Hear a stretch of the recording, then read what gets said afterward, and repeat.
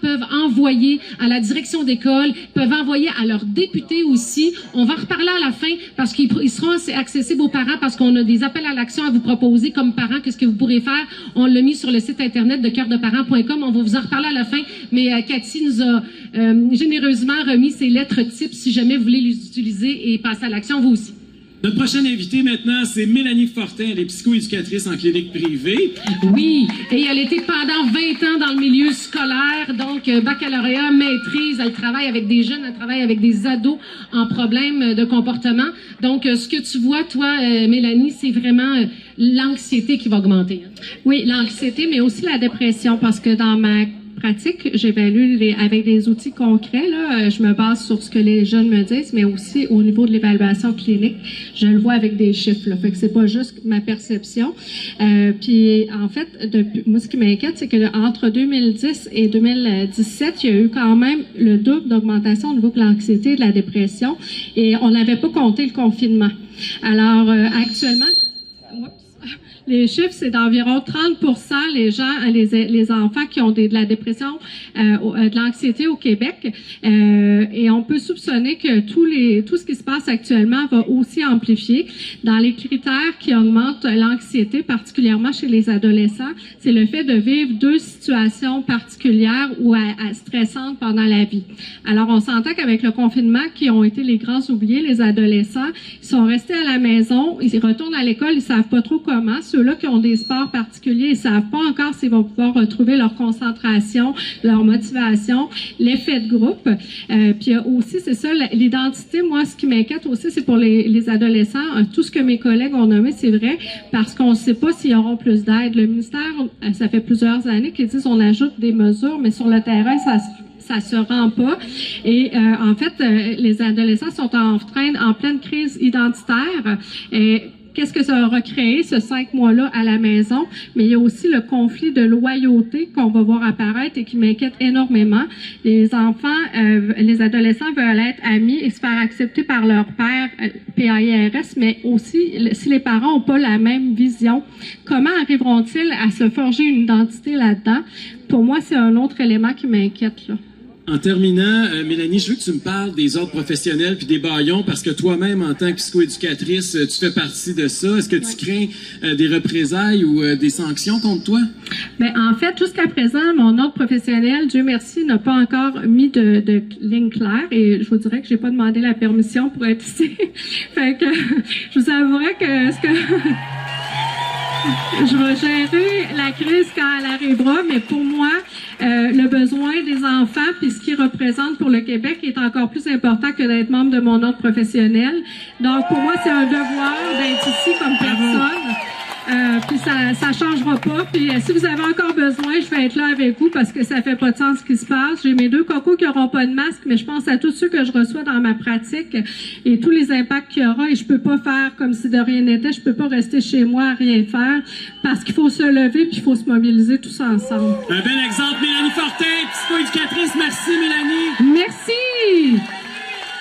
Alors, ce sont des spécialistes, des gens qui sont sur le terrain avec les jeunes qui nous parlent aujourd'hui. C'est la vraie vie, ça. C'est pas de la théorie, c'est la vraie vie. On va retourner en musique, une petite pause musique avec Gilles Gauthier, qui a mis son chandail de Pink Floyd. On se recule ici, on te laisse aller, Gilles. Hi, je suis Roger Water et je viens chanter pour vous, les Québécois. All right.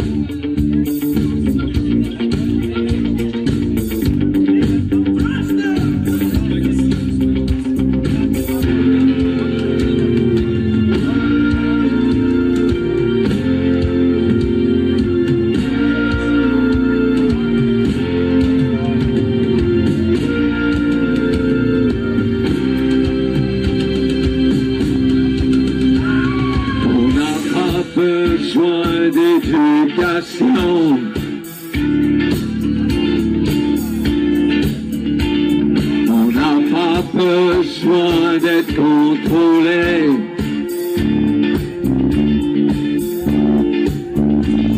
On n'a pas besoin d'être vacciné.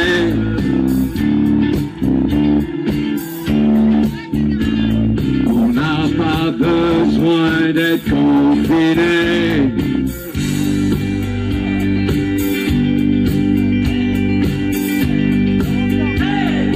People, leave the kids alone. Tout ce qu'on veut, nous, c'est de sortir dehors. The wall, dehors. Tout ce qu'on veut, nous, c'est de sortir dehors. Merci les amis. Ensemble, on va le voir.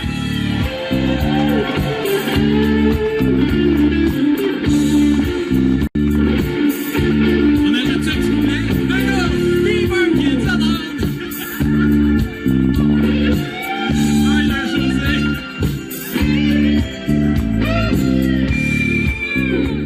Hey, teacher, leave their kids alone. Hey, c'est bon, bravo, monsieur Merci. Gauthier, merci. On poursuit avec Nadine Fougeron, qui est originaire de France, qui habite Sherbrooke depuis plusieurs années maintenant, plus qu'une dizaine d'années au Québec. Donc, thérapeute en médecine alternative, ostéopathe, acupuncture énergétique, émotionnelle. Bref, tu as travaillé avec plusieurs médecins en France. Tu traitais 70 personnes par semaine en France sur le terrain. Et ce dont tu as le goût de nous parler aujourd'hui, c'est... On parle beaucoup de peur et Dr Béliveau en a parlé, la peur, qu'est-ce que ça fait sur l'organisme et l'impact de la peur par rapport aussi aux difficultés d'apprentissage. C'est grave, là. Oui, bonjour à tous, bien heureuse de vous voir nombreux.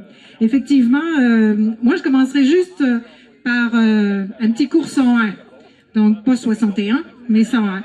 Le corps a besoin de 60% d'eau pour fonctionner et notre cerveau de 80%. Et deuxième ingrédient, d'oxygène. Il a besoin de s'oxygéner. OK, donc je ne vais pas plus loin par rapport au masque. Voilà. Maintenant, l'impact de la peur sur notre fonctionnement physique ou mental est capital. Il n'arrive même pas à mesurer tout ce que ça peut engendrer. Dans toute ma carrière professionnelle, et j'en vois aujourd'hui des parents qui m'appellent, qui viennent me voir, je vois des enfants âgés de 6 ans qui font des plaques d'eczéma. Pourquoi? L'eczéma en émotionnel est relié à la peur de mourir. Alors, il y a l'eczéma, oui, mais il y a tout un tas d'autres pathologies qui viennent aussi. Les jeunes enfants vont être extrêmement anxieux. Pourquoi? Ben, les enfants, les adolescents, les adultes aussi, parce que la peur s'est installée dans tous les foyers. Qu'on soit pour ou qu'on soit contre le masque, le vaccin, etc., la peur est là. La peur de la mort ou bien la peur de qu'est-ce qui va arriver? Comment je fais pour protéger mon enfant? Tout ça, ça amène un problème de concentration. On sait que pour les enfants, c'est capital dans l'éducation. Donc déjà, déficit d'attention, hyperactivité, on va les mettre dans des petits carrés. Mais comment on va faire pour les contrôler, ces pauvres petits choux-là? Ils ont besoin de se défouler. Après ça, les ados. Moi, les ados, là, ça me fait vraiment peur. Parce que les ados, ça s'exprime par le cœur, ça s'exprime par la rage, la colère, l'amour, etc. Mais vous pouvez même pas imaginer que c'est capable de renfermer à l'intérieur de soi. Et des cas de tentative de suicide, j'en ai rencontré des gens qui m'amenaient à la dernière seconde. Pourquoi? Parce que l'anxiété était au maximum. Et aujourd'hui, je trouve qu'ils sont déjà dedans. Et ce qui s'en vient va pas les aider. Puis chez les adultes, il y a aussi, vous vivez avec vos enfants. Comme l'a dit tout à l'heure, je ne me souviens plus de son nom, mais un autre intervenant, c'est que c'est communicatif. C'est-à-dire que si votre énergie est négative, stressée, la peur, etc., vous allez la communiquer à votre enfant. Je suis catégorique à plus de 100%.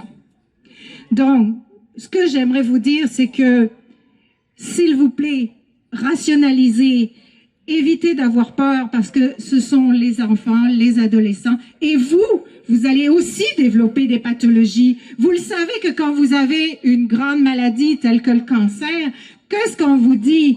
Que vous avez sûrement eu un choc émotionnel. Il y a combien de chocs émotionnels en ce moment dans les familles? OK? Faut se lever puis dire c'est assez. OK?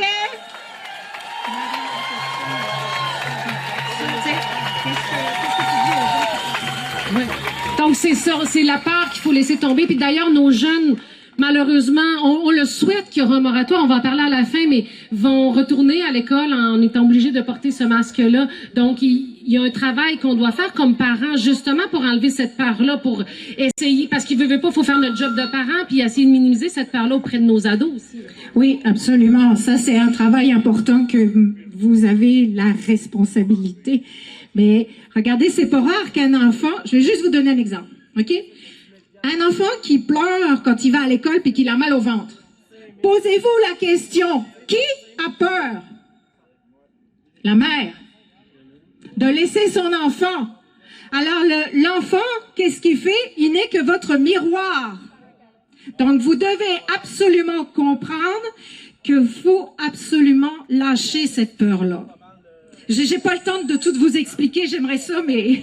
C'est déjà très clair. Merci beaucoup, Nadine. Juste un dernier petit mot? Oui.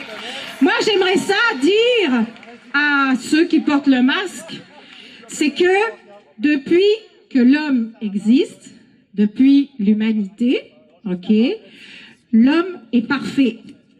Si vous regardez bien, on ressemble à une horloge suisse. On est doté d'un hyper-ordinateur. Tout fonctionne convenablement.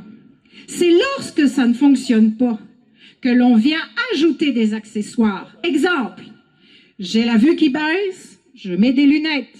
J'ai une perte de l'audition, je mets un appareil auditif.